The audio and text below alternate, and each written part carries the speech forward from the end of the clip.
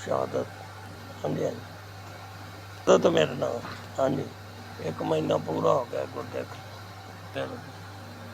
मेरे गुर्दे खराब ने, मेरे वाश करानी मजबूरी है। अभी 10,000 रुपया अस नहीं दे सकते, हफ्ते 2 बारी मतलब वाश करा भी दे।